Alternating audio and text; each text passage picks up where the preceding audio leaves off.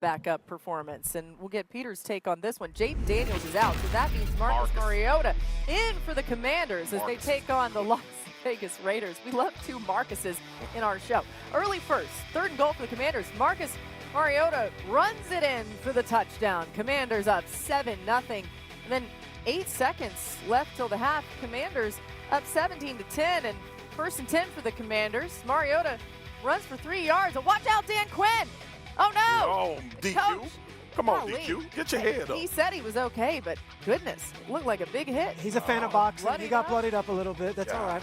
He tough, Oh, though. no. There he is. Oh, goodness. Commanders win 41-24. Peter, what did you make of the way that Mariota stepped in for Jayden Daniels yesterday? Loved it. Love it. And this is a guy who had 10 days to really prepare once we knew that Jayden wasn't going to be there. We watched the Packers with 10 days to prepare off their Thursday night win. They committed 14 penalties and couldn't do anything. Washington gets him in the game, and they didn't miss a beat. And this is such a luxury to have because now you can take maybe another extra week with Jayden Daniels. And I will add this little wrinkle to this. Who did he do it against? Did it against the Raiders, a team that he used to play for and did not offer him a free agent contract. What coach did he do it against on the other sideline?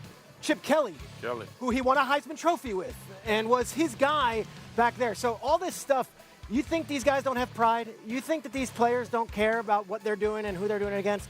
He had a few days to prepare. Cliff Kingsbury gave him the perfect game plan, and Marcus Mariota was fantastic yesterday. I couldn't be happier. A longtime veteran in this league, when you get thrown back in the lineup to play that way at home, get the big win, that's huge. Good stuff for him. Also, Dan Quinn just said that Jayden Daniels is day-to-day, so we could see him coming back relatively soon. Let's get to the break.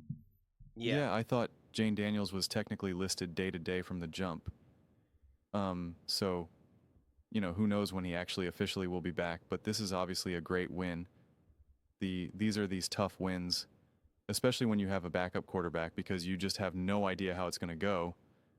You believe in Marcus Mariota, and we've seen Mariota step up for the Commanders and have a lot of success, but you know, they're backup quarterbacks for a reason. So you just never know when things are just going to maybe take a turn. Because of Marcus Mariota in the 2 games that he's played with the Commanders, with I think it was against the Panthers and you know, against the Raiders here.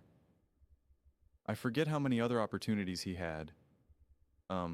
You'd be like, I think also played against the Cowboys a little bit when Jayden got taken out. You'd be like, okay, Marcus Mariota, like he's a starting quarterback in the NFL, right? And he's obviously not right now. Maybe he should be. Who knows? But I think this has always been the smart move by the Commanders to make sure that they have a Marcus Mariota there. You know, him and Jayden Daniels are both very unique quarterbacks. And so you can still very much run an offense how Cliff Kingsbury is comfortable running an offense and how this team is very much situated. Make no mistake about it. Obviously, Marcus Mariota is nowhere near on Jayden's level.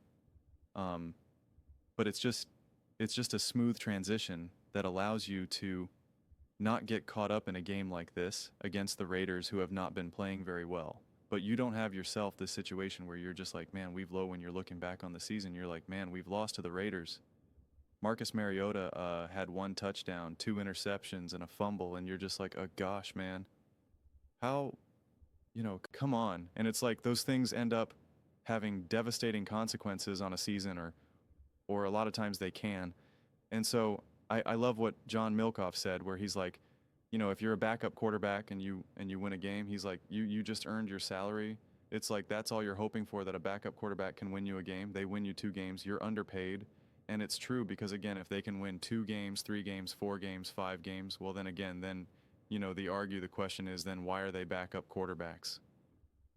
But what I loved about this game, and I always look for this, is that, you know, you have a backup quarterback.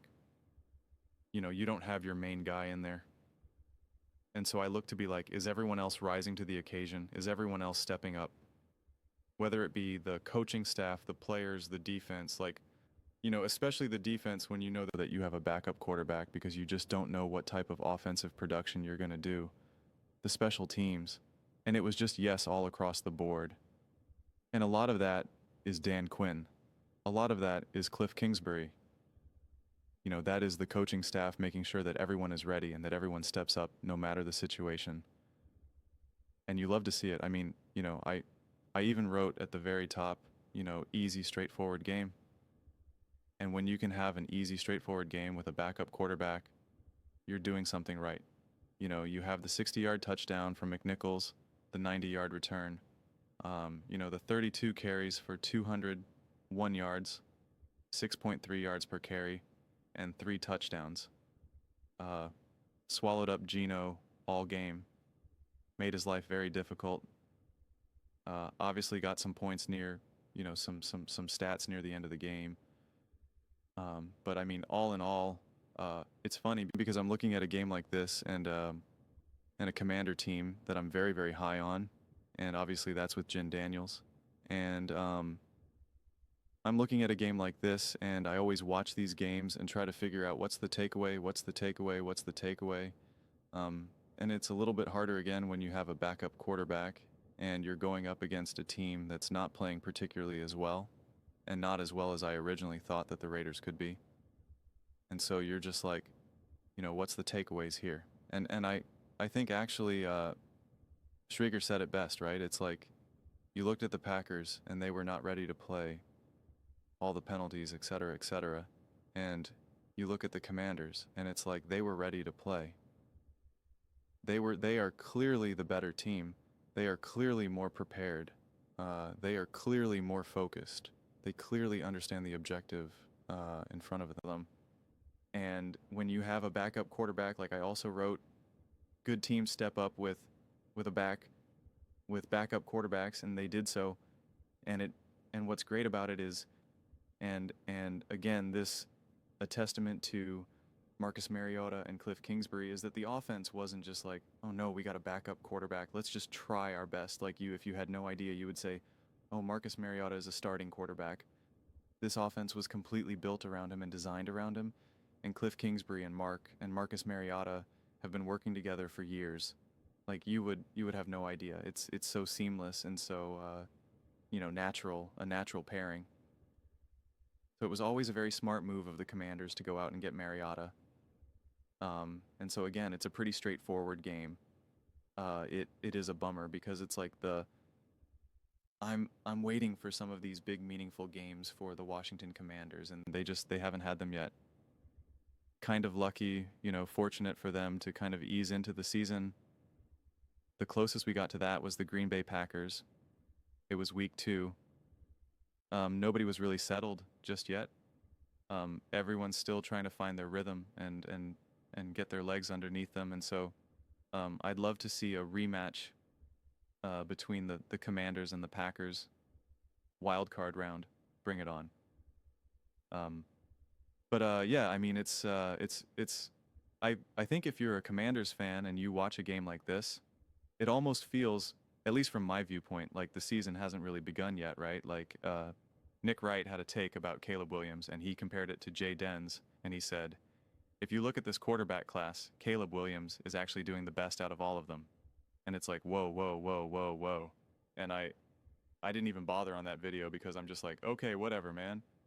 But it's just like, maybe Caleb Williams has better stats right now, especially bottom line stats, because,